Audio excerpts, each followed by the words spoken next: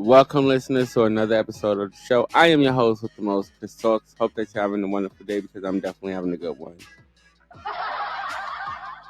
All right, so let's get into this episode's top topic,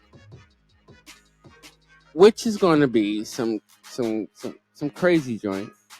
All right, so it's going to be two women charged for driving their dead roommate to the bank to obtain cash.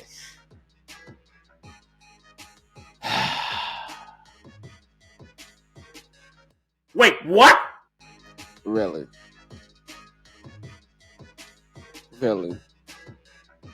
All right. As always, I'm going to let Sarah, my AI, report the story, and then I'm going to give you my view and my opinion at the end. So, let's get right into it. Let's do it.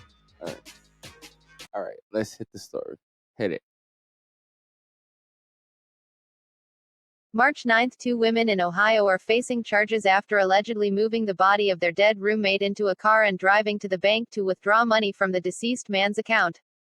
Lorene Furlow and Karen Casbohm are charged with gross abuse of a corpse and theft from a person in a protected class after they propped up the body of 80-year-old Douglas Lehman in a pickup truck and drove to an Ashtabula, Ohio, bank earlier this month. Police Chief Robert Stell announced Friday.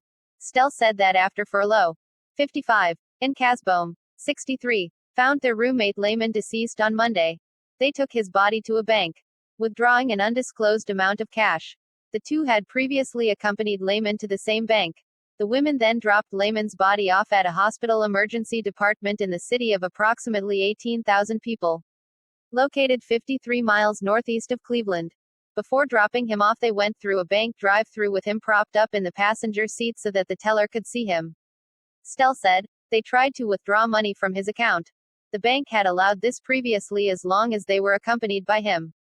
One of the women later called the Ashtabula County Medical Center to make sure Lehman was properly identified. That led police to the duo. A judge this week set Casbohm's bail at $5,000 while Furlow is due to be arraigned on March 14. It's a very sad commentary on how desperate these two must have been for whatever reason they were doing this. Ashtabula City Solicitor Cecilia Cooper told TV. I couldn't believe it. And then I wondered how could somebody do that?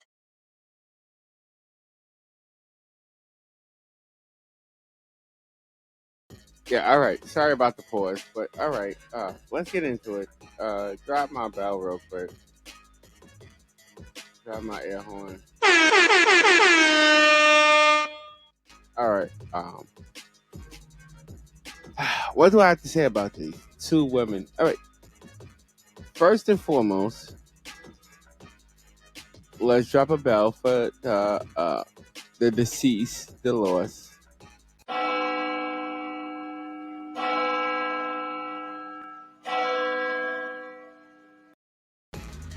All right, so let's drop the dummy buzzer for these two women, because this had to be one of the dumbest. I have to say the dumbest crimes to commit. Bruh. Let's point out the factors that let's just point out the factors here. One is that these two women, they went to an ATM to get the money. Ladies and gentlemen, let's be honest. Camera, right? As soon as you walk to the ATM, camera, photo. Another mistake. And I'm not no criminal professional. I'm just saying. All right? I don't want everybody out there thinking that I'm running around committing a bunch of crimes and no, I'm not doing it. I'm just pointing out the factors that's there. They went to an ATM machine to withdraw the money. Their faces on the camera. Then one of these women called in. Are you listening? They called in. They called the police. One of these women called the police.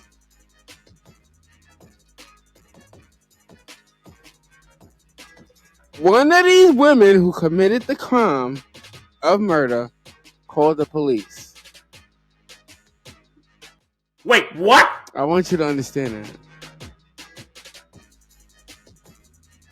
I want you to understand that during this crime, one of the women called the police to find out if the police found this person's body. Why would you? What?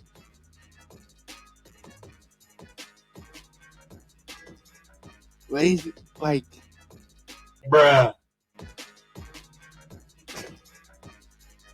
can we put this on our dummy? Can we give them a dummy buzzer again? For our, if my show had a segment of the dumbest criminals in the world, this would be it. This would be it. This would be it. Let's analyze this whole entire situation. Ladies and gentlemen, these two women, okay, one that was renting a room from a house, okay, happened to walk in and find their roommate dead. What reason he died, they did not know. They didn't know. They did not know. But these two women took it upon themselves to take this person's ATM card. Their come on, people. To take their ATM card. Bruh. Right? And then move the dead body, load it into a vehicle, and then drive it to the bank. Bruh. Ladies and gentlemen, this is a true story. I cannot make this up. I cannot make this up. These are two elderly Caucasian women. Let's check out the ages of these Caucasian women. They're at least in their 50s and 60s. Yeah, they're in their 50s and 60s. Okay, so we got one of them here. One of them is 55, and the other one is 65. So we're talking about two women that walk up into a room. One of them is renting a room. You and your friend walk up into a room. Your rented room. You go in there. You find your roommate dead. The act that you take is to take his credit card and his dead body to a bank. Bruh. Really? Bruh. Instead of reporting the dead body, which would have been the right thing to do. Listen, these two women, and like I tell my listeners, I'm a two-headed coin here. These two women at the beginning of this situation did not commit no crime at all. So they were off. Only thing they had to do was call their local police department. These two women chose to take this man's body and go try to cash a check with his body in a vehicle at the bank. Bruh.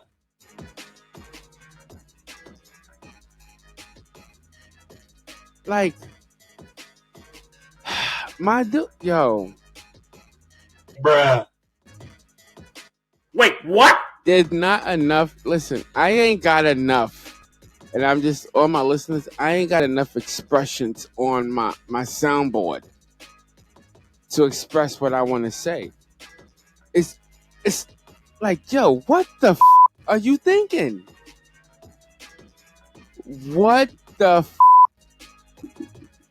for real? These women have to be the dumbest criminals in the world. And what was the name of? I don't know if they still have it, but they used to have a platform where they had dumbest criminals of America. These two women would definitely fit that profile because you go to the ATM, boom, your face is there. Just the ATM, your face is there. Now, if most people don't know, but let's see. This happened in Ohio, okay? But most people don't know, and I'm gonna let all my listeners, for my listeners who don't know, most banks are federal, so they have cameras and all that stuff. I mean, most people know. If you go to a bank or ATM, there's cameras all around that area. Well, just to focus on that area. So if anything happens, anything like that, they could catch you on camera. And most ATMs have that camera right there so they can catch that face shot of you when you're doing illegal stuff. These two women did exactly that and was caught on camera. Caught on camera doing this.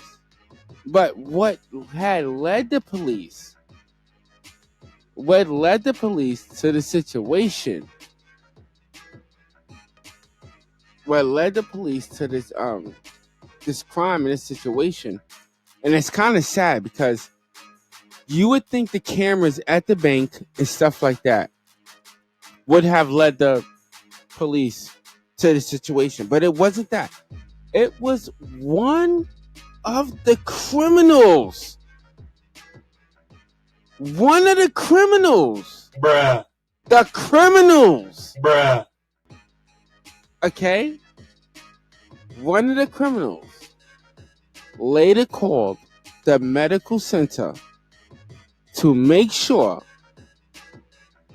that the man was properly identified.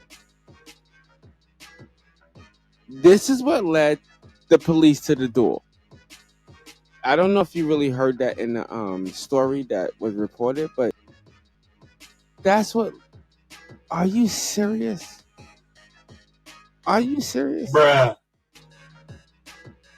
This has to go down as the two dumbest criminals in the world to actually call the medical office, to call the police